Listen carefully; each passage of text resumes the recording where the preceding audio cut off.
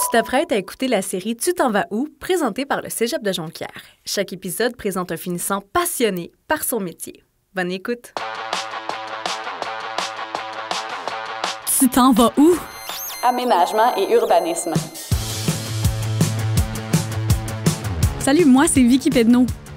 On aime ça aller à l'étranger, voir comment c'est fait, comment les gens vivent dans leur ville. Mais on est aussi pas mal fiers de notre fjord du Saguenay, de notre Vieux-Québec, puis de Montréal avec ses grands centres urbains. Bien, tout ça, ça a été réfléchi par des gens qui font la planification des villes. C'est d'ailleurs l'emploi qu'occupent les finissants qui font la technique en aménagement et urbanisme. Wow! J'ai rencontré Julie Côté qui a étudié dans ce programme-là au Cégep de Jonquière. Dis-moi, tu t'en vas où après cette technique-là? Salut, moi c'est Julie Côté, je suis chargée de projet et urbaniste à la ville de Saguenay et je pratique depuis une vingtaine d'années. Là, l'urbanisme, souvent les gens pensent que c'est passer des lois, nous empêcher de construire un balcon sur notre maison. Est-ce que tu as d'autres précisions à amener? J'imagine que tu fais pas que ça dans ta vie. Non, je fais pas juste ça. Puis souvent aussi, on me dit, ça doit être les parcs, ça, à la ville, ça, l'urbanisme. Fait que ça aussi, c'est des grands classiques là, qu'on entend là, à propos l'inverse de rural. Oui, tout à fait. Là. En fait, c'est sûr qu'on a des projets, les gens ont des projets. Bon, si ça passe dans les normes, on a un règlement de zonage, on a un plan d'urbanisme. Même à Saguenay, on a notre schéma d'aménagement parce qu'on est une ville MRC. Quand ça rentre dans les normes, pas de problème, tout ça, et tu peux avoir ton permis, c'est rapide, mais nous, il y a aussi une procédure discrétionnaire, donc un comité qui évalue si le projet fait du sens, si on peut avoir une dérogation, si le niveau architectural est satisfaisant, si ça répond à des critères. Fait qu'il y a toute cette procédure-là parallèle là, à notre réglementation là, de base. Là. Puis il y a une intention derrière tout ça, parce qu'on ne peut pas se ramasser, dans le fond, qu'il y a un bar directement à côté d'une école primaire puis d'une bibliothèque. C'est ça. Donc, il y a une cohérence là, qui s'arrime à tout ça, là, effectivement. Là. Donc, ce qu'on veut, c'est sûr qu'on intervient dans les milieux de vie, mais on veut que les gens vivent dans un milieu qui est fidèle à leur attente puis qui se développe après ça. Là. Donc, c'est vraiment là, une intervention directe là, dans les milieux de vie là, Puis quand on parle d'intention derrière ça, est-ce que vous vous asseyez puis vous pensez à comment les villes vont se développer dans le futur? Des fois, quand on regarde le centre-ville de Québec, on n'a pas cette impression-là que ça a été réfléchi bien. Oui, c'est sûr que bon, il y a des villes qui ont plus de tradition là, urbanistique que d'autres. Là. Mais oui, là, comme nous, on a adopté notre schéma d'aménagement l'été dernier. Donc, la prochaine étape, ça va être notre plan d'urbanisme, que là, on va avoir des interventions plus ciblées, là, donc des objectifs qu'on se donne au niveau de l'aménagement. Fait que oui, on réfléchit ça, puis on fait des consultations publiques, puis on essaie que les gens se l'approprient, aussi les élus qui comprennent bien là, qu'est-ce qui est derrière toutes ces orientations-là. Puis ça se termine après ça avec des règlements là, qui sont vraiment plus précis, des normes. Bon, ben là, une clôture, pas une hauteur maximum de 1,8 mètres, fait que là, on est très, très, très précis. Mais au niveau du schéma d'aménagement, c'est des grands enjeux là, qu'on souhaite doter là, pour que Ville de Saguenay se développe là, de façon harmonieuse. Là. Puis là, mettons, si tu veux rendre ton métier vraiment sexy, là, quand tu veux charmer le monde puis leur dire que ce que tu fais, c'est vraiment cool, c'est quoi que tu fais, c'est quoi que tu dis? Moi, je trouve que c'est intéressant. C'est sûr que les milieux de vie, là, moi, quand on va en voyage, on veut voir comment les gens vivent. Essentiellement, on regarde les différences par rapport à nous. Fait que moi, je trouve que c'est ça qui est intéressant. Puis on parle à toutes sortes de monde. Puis l'urbanisme aussi, ça arrive à l'intersection de plein de disciplines, au niveau transport, au niveau écologie, aménagement. Il y a tout un volet là, qui puis nous, on est comme au centre, là, finalement, là, de ces... On réalise pas non plus, des fois, l'ampleur que ça a, même sur notre perception de notre vie ou sur nos agissements, la façon que quelque chose est designé, la façon que les choses sont pensées, placées dans notre quotidien influence beaucoup notre perception du monde, là, puis même notre bonheur dans une certaine mesure. Oui, absolument. Puis même notre sentiment de sécurité, là, si on marche dans la ville, on n'est pas bien, l'intersection, c'est pas sécuritaire, bien, c'est sûr qu'on n'a pas une bonne expérience, là, puis on va rester avec notre moton. Là. Oui, c'est ça. Toi, c'est comme si tu voyais un peu les besoins des Sims, des personnes en haut, puis il est comme pas confortable, trop de bruit, pas de vue. Là, tu penses à tous ces besoins-là. C'est ça, exactement. Tu coches ces cases-là quand tu construis.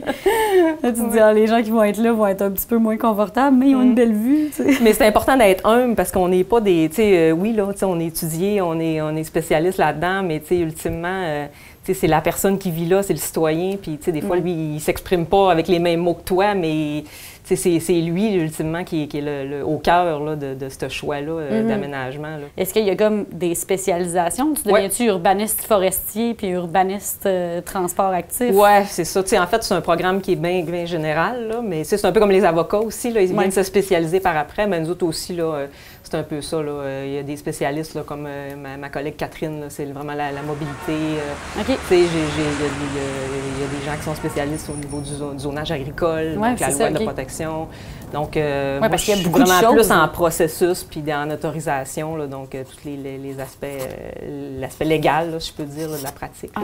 Mais je veux dire, là, aujourd'hui, je comprends que tu es plus dans des passations de loi puis des affaires plus qui sont près du droit, là, de proche ou de loin, mais quand tu travailles dans ton domaine présentement, tu dois quand même des fois avoir un peu l'impression de moduler comment la ville va se développer, de planifier d'avance. Est-ce que tu as l'impression des fois que tu joues un peu au cinéma? Oui, oui. Puis d'ailleurs, c'était un de mes intérêts quand à la base, je suis allée là-dedans. Là. Mais tu sais, j'ai tellement des problèmes concrets, comme là, un matin, j'ai un monsieur qui m'a appelé, là, ça se construit à côté de chez lui, puis c'était un de mes dossiers, puis là, il est pas bien, mais là, tu sais, c'est sûr que là...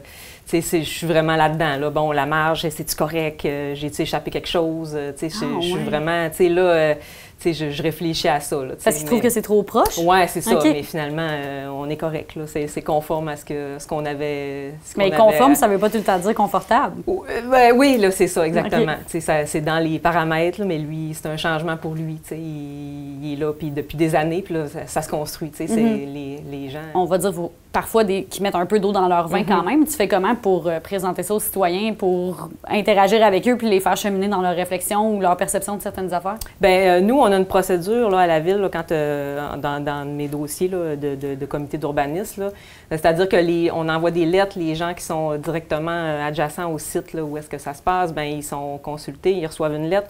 Oh, il se passe de quoi? Bon, bien là, je peux appeler au service d'urbanisme, je vais appeler Julie Côté. Bon, là, ils peuvent venir me rencontrer, on regarde tous les plans ensemble.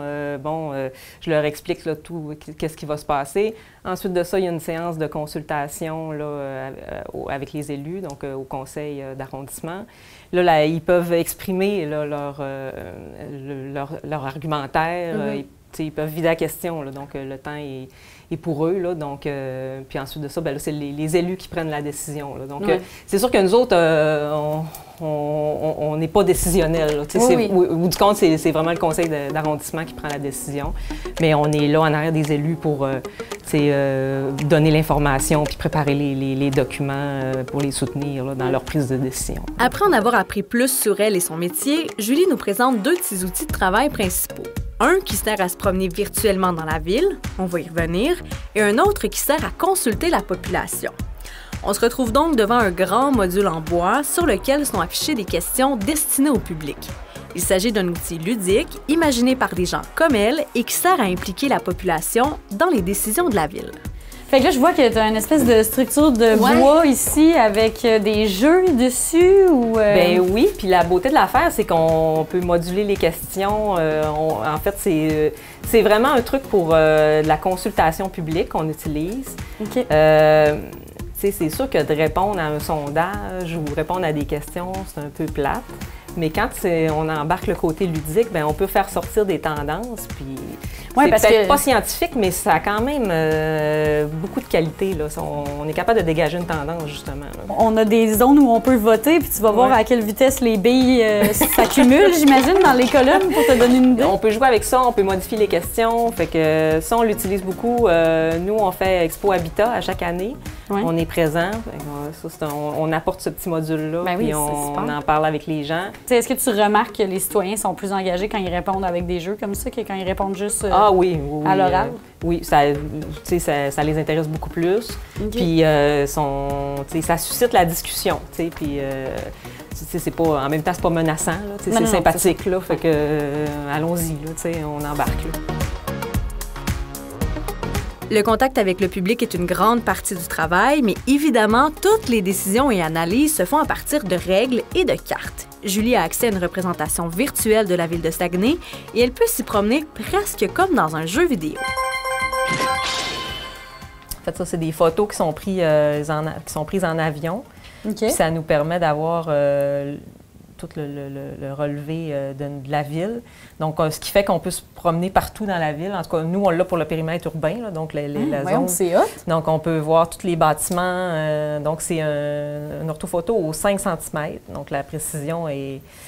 Ça veut dire que les bâtiments, à chaque 5 cm, sont comme remis à l'exactitude? C'est précis à 5 cm près? Tout à fait, oui. Si je pointe sur un secteur. OK, là, tu peux te promener dedans? Oui, je peux me promener dedans. Arrête. Le faire apparaître. Donc, ce qui fait qu'on n'a plus tant besoin de se déplacer là, quand on veut évaluer. On peut se promener comme on veut. Je peux tourner de bord. Ça surpasse mes besoins. Tu peux même voir, mettons, les entrées en béton des personnes, si c'est aménagé correctement, à bonne distance. Oui, je peux me prendre des mesures. Tu peux prendre des mesures. Tu vas pouvoir checker si sa bâtisse est à la bonne distance du trottoir. Hey, moi, je passerais ma soirée là-dessus, c'est sûr. Oui, on peut se perdre, effectivement.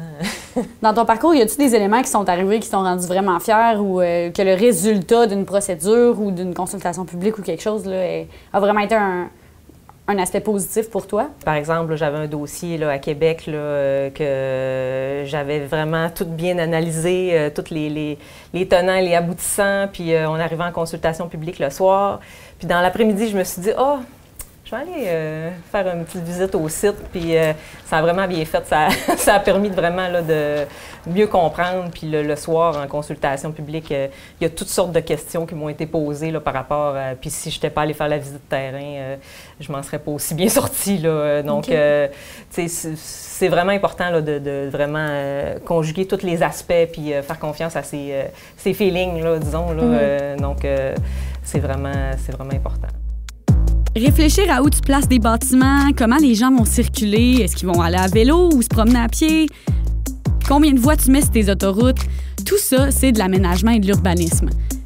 Réfléchir à comment on place tous ces éléments-là dans une ville, ça change pas le monde, sauf que ça change le monde. Ça fait que tu t'en vas où? La série Tu t'en vas où est présentée par le Cégep de Jonquière et réalisée par Canopé Média. Je voulais me faire un jardin botanique dans ma cour, ça passera pas, non?